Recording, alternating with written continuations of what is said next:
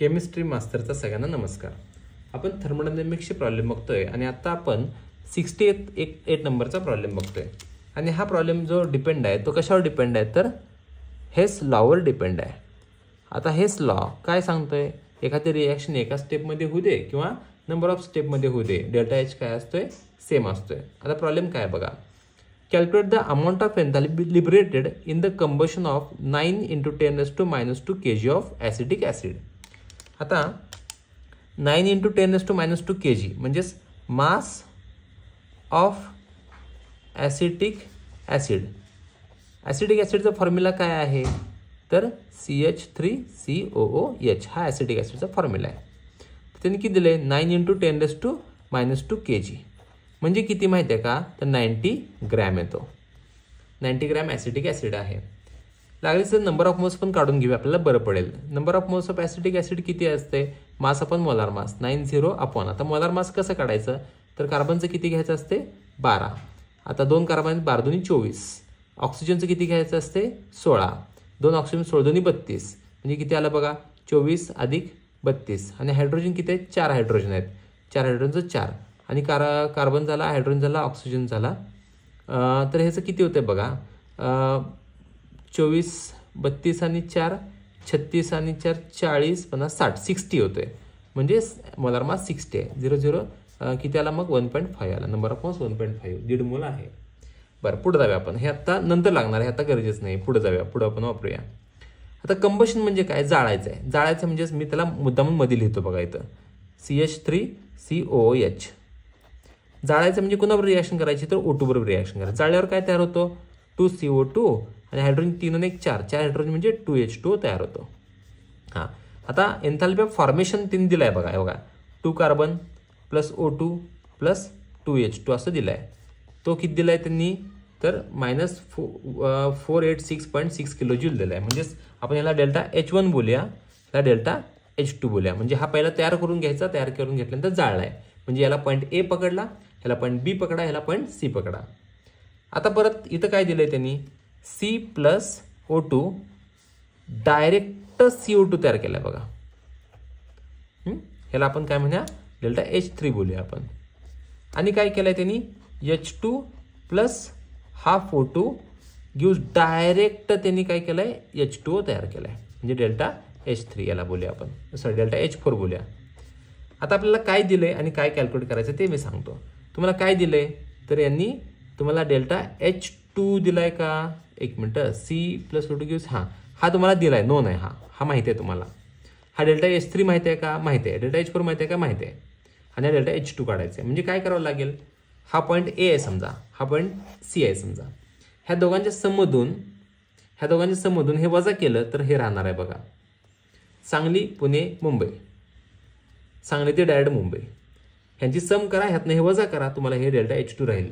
हां, मग तो आपण फॉर्म्युला तयार करूया. मला काय काढायचं आहे डेल्टा H2 काढायचा, फॉर्म्युला आपणच तयार करायचा. तर मी काय करेन मग ह्या दोघांची सम करेन. तर सम करण्याच्या आधी मला एक काम करावं लागेल. हा CO2 एकट्या CO2 साठी डेल्टा H3 आहे, पण ॲक्च्युली आपल्याला किती CO2 तयार करायचे 2. याला 2 मल्टिप्लाय करावं लागेल. एका CO2 साठीची व्हॅल्यू किती आहे -393 प्लस डेल्टा H4 किती आहे, H2 किती आहे 2 म्हणजे 2 मल्टिप्लाय करावं लागेल.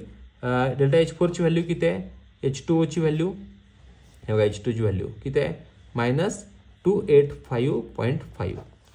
परत आता ह्या दोघांची सम केली आपण, ह्यातनं मायनस काय मायनस करायचं आहे डेल्टा H1 मायनस करायचं. डेल्टा H1 म्हणजे बघा किती येतो -486.6. आपण मायनस करून टाकूया.